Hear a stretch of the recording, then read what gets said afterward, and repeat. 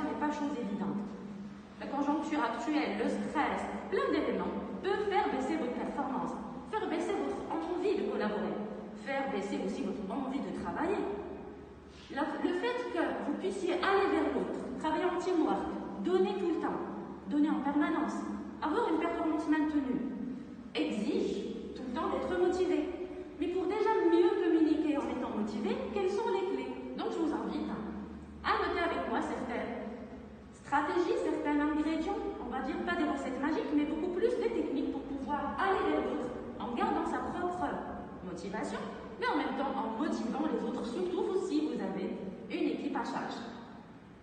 Le premier élément déjà, c'est réfléchir autour de la communication avec l'autre. Lorsque je veux motiver l'autre, il ne s'agit pas uniquement d'une motivation simple, mais il s'agit d'andragogie. Je ne sais pas si vous savez ou pas, mais motiver l'adulte, la motivation de l'adulte, ça s'appelle déjà l'andragogie. C'est le fait de prendre en considération que cet adulte n'est pas comme un enfant. Un enfant, vous pouvez lui donner du chocolat ou quelque chose de simple, il sera directement motivé. Vous lui ferez un peu de la manipulation gentille.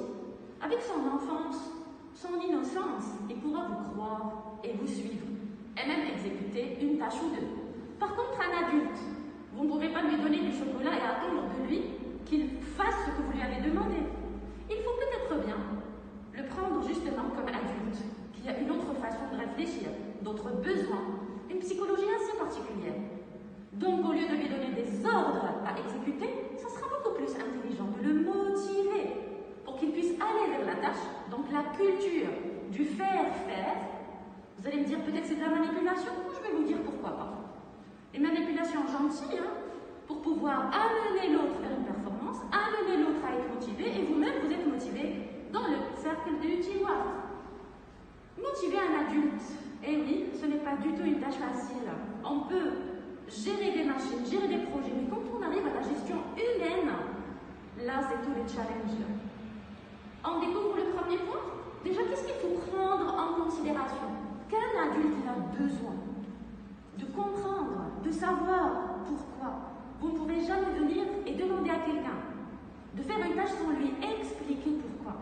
Parce que la première question à laquelle il pense, c'est franchement, pourquoi je serais amené à faire cette tâche-là?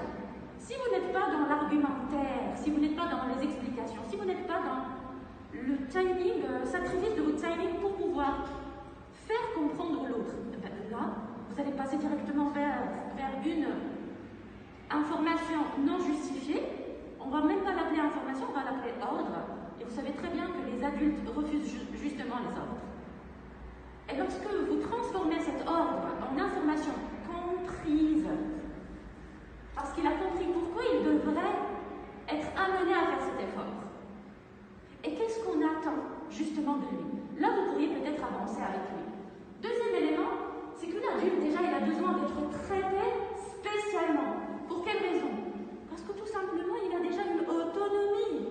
L'adulte n'est pas comme un enfant, il n'a pas besoin d'être suivi tout le temps. Il y a des adultes, c'est vrai, hétérogènes, de différentes personnalités, mais la plupart ont une capacité d'autogestion. Prenons déjà en considération cette capacité de maturité, par effet expérience, par effet aussi âge, par effet diplôme qu'il a pu obtenir, il a certainement des compétences. Il a certainement aussi une capacité de travail seul. Peut-être bien qu'il faudrait juste lui montrer certaines facettes de vos exigences ou ce que vous attendez justement et spécialement de lui pour peut-être lui faciliter la tâche. Je ne dis pas aussi que l'adulte en devrait utiliser la phrase suivante, mais il est assez grand, il pourra comprendre. Je n'ai vraiment pas besoin de lui expliquer. Si, je lui explique, mais je ne l'étouffe pas. Le fait d'étouffer un adulte va mener à la pression. Le fait d'étouffer un adulte ou le suivre tout le temps, ça ne va plus être du pilotage salarial. Ça va être beaucoup plus la psychologie de la peur. Vous avez fait le travail ou pas encore? Vous avez déposé le dossier ou pas encore?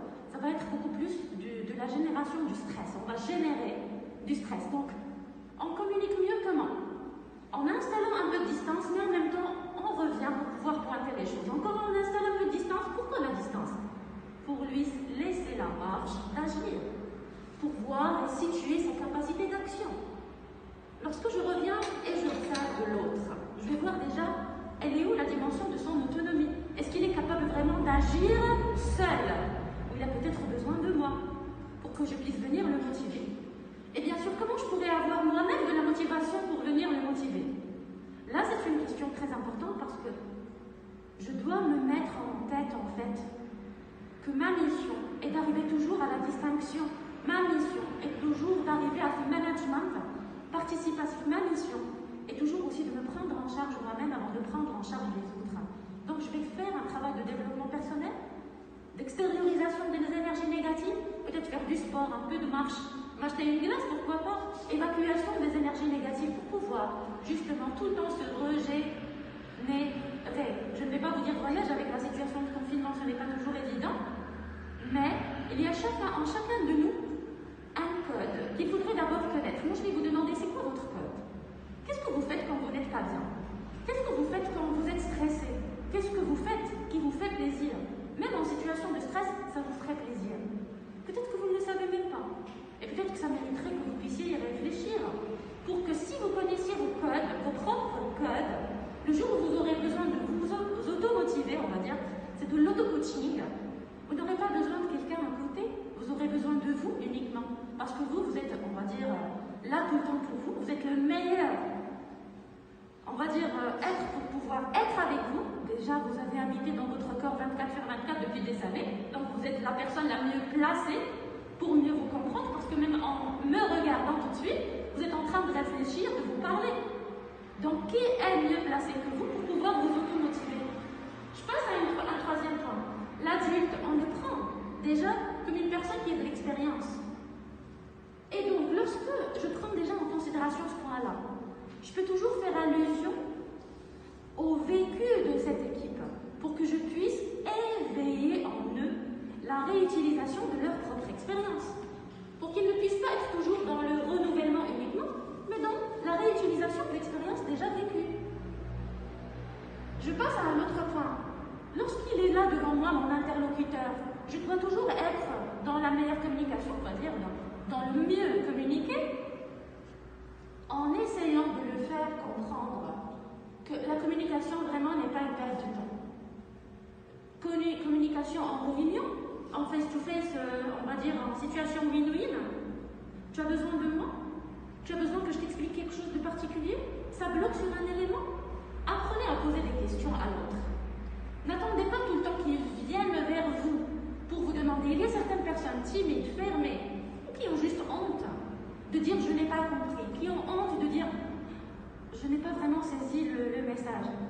Simplifiez, favorisez l'échange. Et je vous donne une astuce, demandez toujours à l'autre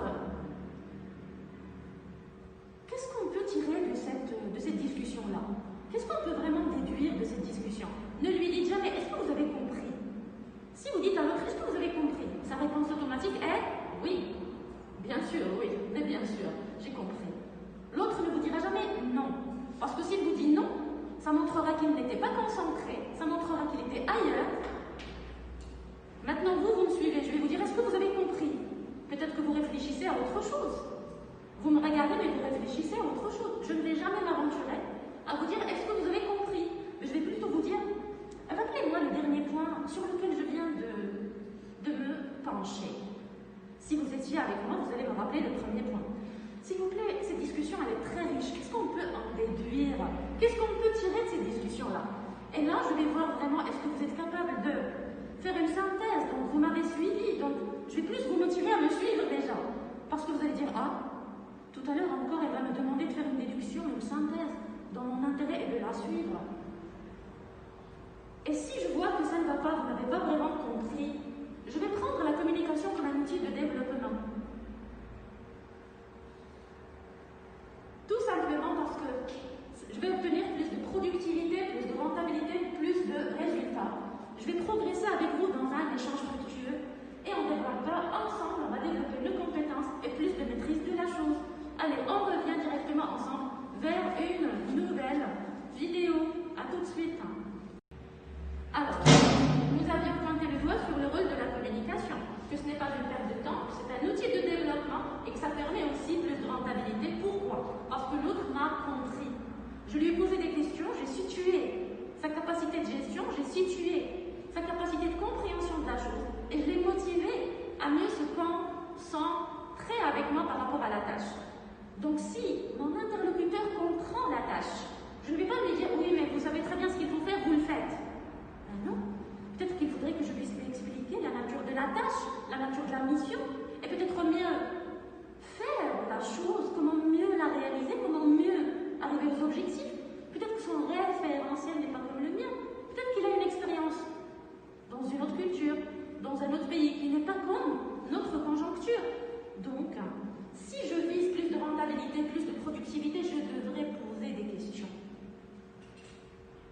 vous l'avez compris, faire confiance totalement à l'interlocuteur ne sera pas peut-être bien le meilleur moyen, mais installer plus un questionnement pour pouvoir tester, situer, mieux comprendre et amener l'autre à mieux comprendre. Donc c'est un outil de développement? Oui, c'est un outil de développement. On développe la compréhension de la situation, compréhension de la nature des missions, et je développe mon relationnel avec l'autre. Je développe mon rapport avec l'autre. Je vous emmène avec moi vers un autre point. Qu'est-ce qu'on constate déjà? Que les mécanismes de motivation chez l'adulte sont très différents des mécanismes de motivation chez l'enfant. Quand nous avons un jeune apprenant, il se satisfait de peu. Mais un adulte est beaucoup plus exigeant dans la compréhension. Pourquoi? Parce qu'il va vous contre-attaquer directement par des critiques. Non, ce n'était pas vraiment clair, c'était vraiment étalé. La personne sautait d'un point à l'autre. On peut trouver des adultes qui vont plus se pencher sur vos défauts de communication beaucoup plus que sur vos qualités. Et donc, ça va même perturber leur qualité de concentration et de compréhension. Au lieu qu'ils passent à la compréhension de la tâche, ils vont passer vers la critique de la personne. Faites attention lorsque vous voulez les motiver, penchez-vous sur eux. Ne bougez pas trop. Ne touchez pas vos cheveux, ne touchez pas votre nez, ne touchez pas votre visage, ne touchez pas vos vêtements. Dès que vous commencez à bouger, les yeux de l'interlocuteur vous suivent. Et vous le savez, je l'avais déjà dit dans la dernière vidéo, nous sommes observés. Au lieu d'écouter votre contenu, ils vont commencer à se poser des questions sur votre façon de bouger, sur vos vêtements, sur X et Y, donc des futilités. Et nous ne les avons plus motivés pour de la rentabilité, mais nous avons suscité leur attention pour des futilités. Donc n'attirez jamais l'attention sur des petites bêtises. Et on ne bouge pas trop pour pouvoir ne pas déconcentrer l'autre. Je passe à notre besoin. L'adulte a des besoins qui lui sont propres. Lesquels? On va essayer de réfléchir. Il a besoin déjà de savoir est-ce que c'est rémunéré, la tâche de plus ou pas. Liez toujours la chose alors à sa propre progression de carrière. Il a besoin de savoir est-ce qu'il restera tout le temps dans le même poste ou il aura une augmentation, mais pas que. Est-ce qu'il y aura de la mobilité interne? Est-ce que cela sera aussi bénéfique dans le cadre de son poste? Un adulte, on ne peut pas uniquement lui demander de faire une chose sans lui montrer la valeur ajoutée par rapport à sa carrière. Vous allez me dire la même chose pour des étudiants même, qui ne sont pas encore salariés. Un étudiant, s'il sait très bien qu'il y a l'enjeu des notes, alors il sera motivé. C'est, on va dire, le point faible? Oui, peut-être bien. Eh bien, le salarié, son point faible aussi, c'est son salaire. C'est le paiement de ses heures supplémentaires. Si vous voulez pousser une personne à annuler une réunion, ne lui dites pas parce que je te fais confiance, tu es excellent en communication, alors tu m'annules cette réunion. Mais peut-être que vous allez peut-être bien lui dire, tu es excellent en communication, oui, j'ai besoin de toi, c'est sûr. Mais si tu annules tout le temps des réunions, ça va être compté, pris en considération pour la promotion de fin d'année. Si je t'envoie vers un déplacement, oui, je sais que c'est loin, je sais que tu as une vie privée, des enfants, ce n'est pas facile, mais je te garantis que je défendrai ton dossier pour pouvoir accéder à notre poste. Qu'est-ce que vous lui faites? Ne me dites pas du chantage, mais peut-être bien que c'est de la manipulation de la situation. L'autre a besoin de savoir, est-ce que son effort sera récompensé? Et c'est un droit légitime. Je passe. Que vous soyez coach, que vous soyez cadre, que vous soyez, on va dire, chef d'équipe ou chef de projet, directeur ou manager, vous devez comprendre ce qui fait réagir l'adulte, ce qui le motive. Donc, qu'est-ce que je vous invite à quoi? À connaître le point faible de votre interlocuteur. Ne lui parlez pas votre langage, parlez-lui son langage. Donc, ça vous demande déjà d'étudier un petit temps pour étudier l'autre. Ce qu'il aime, ce qu'il n'aime pas, ce qui peut le motiver ou pas, son point faible sur lequel il travaille lui-même, il ne se rend même pas compte. En tout cas, c'est de l'observation de l'autre. Lorsque je veux gagner la confiance de l'autre, le motiver, je dois lui parler sans langage. Et si vous ciblez le point qui motive le plus l'autre, vous pourriez jouer sur ce point. Vous serez gagnant et il sera gagnant. Je passe avec vous, bien sûr, toujours dans le cadre de la communication efficace. Donc, on n'oublie pas le mot andragogie, c'est se pencher sur la motivation d'adulte. Déjà, en grec, ça signifie andros, donc c'est l'homme adulte, et agogos, c'est le guide. Lorsque vous voulez motiver un adulte, guider les gens vers le bien, oui. C'est du management, c'est du leadership, c'est mener les équipes vers la réussite, c'est leur montrer le chemin. On n'attend pas d'un adulte qui puisse comprendre tout seul.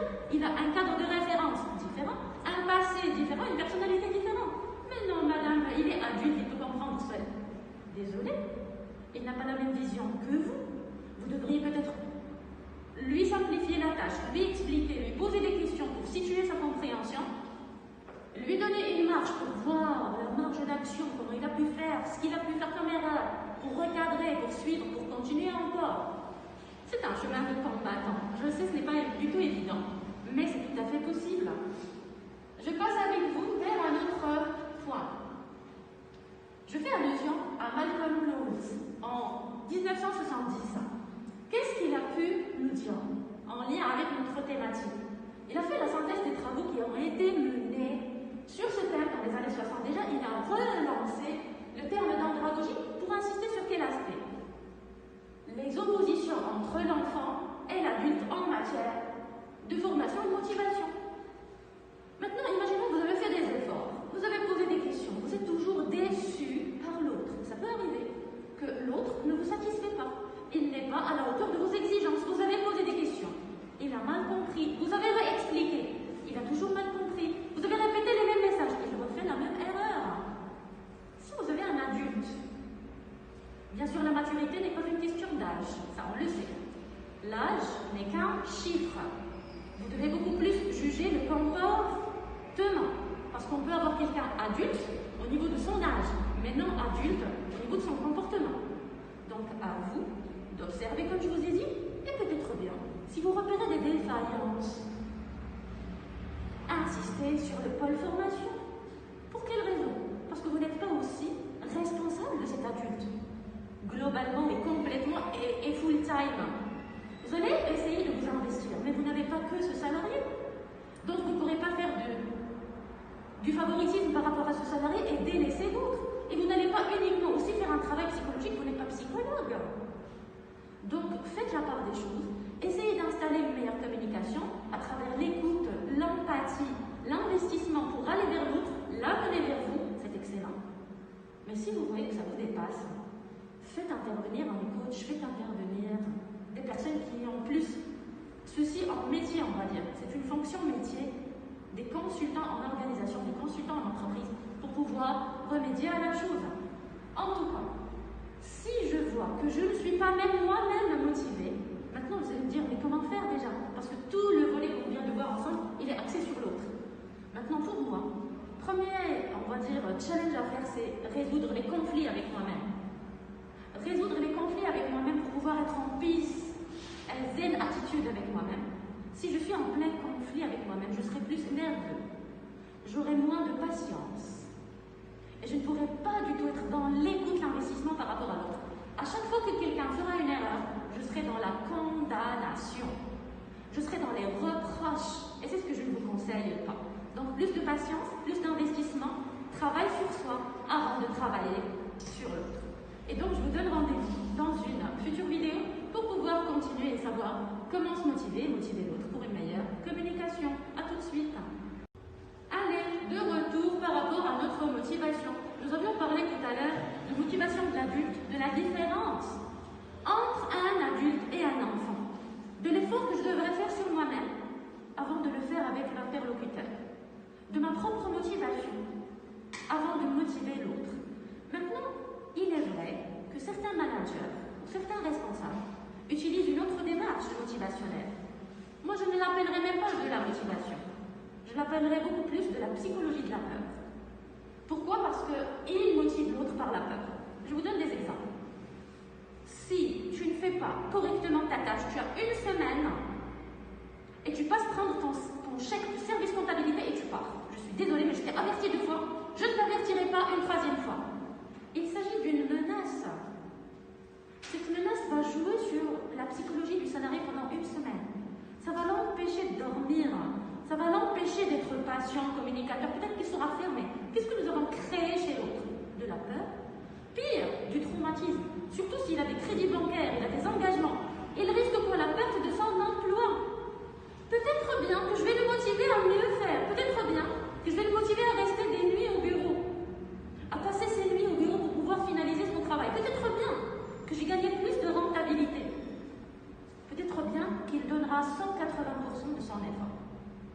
combien de temps? C'est la question. Il donnera plus de son effort pendant une semaine, 2 semaines. Il arrivera à un point où il préférera quitter le poste au lieu de vivre dans cette peur. Parce que la psychologie de la peur, peut-être, c'est une motivation, mais temporaire. Mais aucune personne n'accepterait d'être maltraitée, sous pression, toujours stressée, quand on lui manque de respect, toujours des reproches, des avertissements et des menaces. Donc, elle va supporter, elle va encaisser, elle travaillera encore plus pour pouvoir préserver son poste. Mais méfiez-vous, elle abandonnera. Parce que pour toute personne qui a la performance sous stress et sous peur, la performance elle est élevée, à un point, la performance chute à un point inimaginable. Ils disent j'abandonne. Moi-même, je vous donne ma démission. Je suis désolée, je ne peux pas travailler dans ces conditions. Donc, mon conseil, si vous voulez motiver l'autre, ne le prenez pas par le point faible de la menace. Vous pouvez le menacer, mais attention, il peut se rebeller. Il peut abandonner. Il peut créer beaucoup plus de l'espace entre vous et lui. On n'aura plus déjà de la communication. Il peut mettre un point à la collaboration. Donc, est-ce que ça marche ou non? Peur de perdre son emploi, peur d'être muté, peur d'être mis au placard, peur de se faire aussi insulter devant tout le monde. La peur. Est-ce qu'il faut faire peur aux salariés? Non, madame, ces types de personnes ne marchent qu'avec de la peur. Dès que vous allez sortir, ils vont vous insulter. Il y aura de l'électricité. Il y aura peut-être de la vengeance. Ils vont se venger de vous et mal faire le travail. Ils pourront vous détruire le marché sur lequel vous travaillez depuis longtemps. Ils pourront avoir leur façon d'extérioriser leur colère. S'ils n'ont pas pu extérioriser leur colère devant vous, ils vont l'extérioriser après. Ce n'est pas du tout un bon management. Je vous garantis que ce n'est pas du tout efficace. Malgré que plusieurs passent par ce cap de motivation par la peur. Moi, comme je vous ai dit, je ne vais même pas l'appeler de la motivation par la peur, mais plutôt asphyxier, étouffer quelqu'un pour l'amener à la performance. Je préfère beaucoup plus l'explication des choses. Et les gens, vous savez, ils savent qu'il y a sanctions. Et vous expliquez même doucement les sanctions. Et que ça ne dépend pas de vous, ça dépend de la loi interne, de la charte interne, l'éthique, la culture interne de l'entreprise. Donc, imaginons, j'ai en face de moi un collaborateur qui ne veut pas travailler. Je lui ai déjà parlé, mais il refuse de collaborer. Il refuse de faire ce que je demande. Je peux venir crier, taper sur la table, faire tout un scandale, ça ne marcherait pas. Il me regardera en me disant, mais pourquoi elle se met dans tous ces états? Mais franchement, qu'est-ce qu'elle a? Il va beaucoup plus rire de moi et de mon comportement et ne me respectera plus. Je peux aussi commencer à lui donner des reproches, des critiques. Il partira, il dit qu'elle puisse crier jusqu'à demain, ce n'est pas mon problème. Franchement, je n'ai pas peur d'elle et si elle veut que je dépose ma démission, qu'est-ce que je crée chez lui? La capacité de m'affronter. Lorsqu'on pousse trop une personne, elle peut nous affronter. Elle n'aura plus peur, justement. Parce que lorsque je veux créer cette peur, elle n'aura plus peur, la personne, parce qu'elle va se dire, je n'ai plus rien à perdre. Mon emploi, je vais le perdre. Mon image, je l'ai perdue. Ma réputation dans l'entreprise aussi. Il m'insulte devant tout le monde. Il me crie en open space devant tout le monde. Il ne vient même pas chez moi au bureau pour me parler des choses graves entre lui et moi, par respect pour moi. Mais il ose venir me parler devant tout le monde. Quel respect? Je l'ai perdu. Quelle image, quelle notoriété? Je n'ai plus rien à perdre. Il pourra se venger de vous. Il pourra générer d'autres conflits. Il pourra vous faire regretter ce mauvais management, justement, parce que vous n'avez pas essayé de communiquer. La communication, comme je vous ai dit tout à l'heure, n'est pas une perte de temps. Si moi je gagne sa confiance, je l'appelle, je lui dis, écoute, je suis très déçue de tout. Très doucement, je te parle, alors que je peux m'énerver, mais je ne le fais pas. Pourquoi je ne le fais pas? Parce que je te respecte déjà. Je sais très bien que tu es peut-être sous pression. Peut-être que tu as certaines choses qui t'empêchent d'être ce qui tu es, ou qui tu es. Est-ce qu'on se donne un moment? On se donne un moment ensemble pour pouvoir oublier le passé et commencer une nouvelle page? On se fait, on va dire, une petite semaine, 2 semaines pour que tu puisses réfléchir à la chose, mais que tu passes à l'action. Mais ne me déçois pas, s'il te plaît. Ne me déçois pas parce que moi aussi, je suis là pour réaliser certaines choses et toi aussi. Je te fais confiance. Promets-moi que tu feras un effort. On essaiera beaucoup plus de jouer le grand frère, la grande sœur. On essaiera aussi peut-être bien de jouer le manager, le professeur qui explique, le coach qui motive. Vous aurez plusieurs tâches devant vous, je ne le cache pas. Mais vous aurez beaucoup de gains à suivre cette méthode. Parce que si vous motivez par le respect, par la confiance, par l'investissement, vous aurez plus l'adhésion de l'autre. Donc, je vous fais part de la différence. Ce qui me plaît dans ce mot-là, puisque nous sommes tous différents, c'est que vous devriez aussi faire un travail de différence entre hommes et femmes au travail.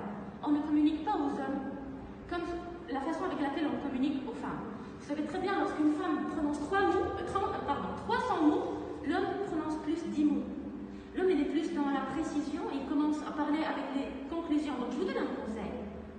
Lorsque vous êtes en équipe, vous voulez parler à quelqu'un. Ne parlez pas aux deux genres de la même façon. Lorsque vous avez une femme devant vous, allez aux détails. Donnez les détails. Commencez par les introductions. Donnez toute la description possible, parce que la femme n'est pas satisfaite de peu. Elle veut beaucoup plus la clarté par rapport à tout. Mais si vous avez un homme devant vous et vous allez lui parler ce langage, il va être très vite énervé. Il va vous dire oui, passez à l'essentiel. L'homme n'a pas assez de patience comme une femme. L'homme, commencez avec lui par les conclusions. Commencez avec lui par les choses les plus essentielles. Pourquoi? Parce que vous prenez en considération leurs différences. Donc, langage féminin, détail, argument, explication. Langage avec des hommes, précision, conclusion, mots-clés. Je voudrais aussi vous parler d'un point qui m'intéresse, plus particulièrement dans la motivation. C'est lorsque la personne ne veut pas, malgré que vous avez fait votre effort. Elle ne veut pas collaborer. Elle refuse. Elle arrête. Elle ne suit pas ce que vous lui dites. Là, malheureusement, on est contraint de passer aux sanctions. Mais même lorsque vous allez l'appeler à votre bureau, ne criez pas. Le fait de lever la voix, elle a déjà une voix, elle aussi. Elle criera plus fort. Si vous voulez l'agresser, elle a de la capacité à vous agresser aussi. Ne tombez pas dans le piège de jouer sur un terrain dangereux.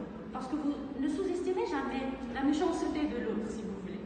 Ne sous-estimez jamais que l'autre peut avoir un comportement qui va vous choquer, parce que vous n'aviez jamais attendu de cette personne un certain comportement. Ne jouez pas sur un terrain dangereux. S'il y a sanction, ben oui, d'accord. On appelle la personne à notre bureau, on discute avec elle. Mais selon ce qu'elle a fait, ce qu'elle mérite, ce qui va se passer.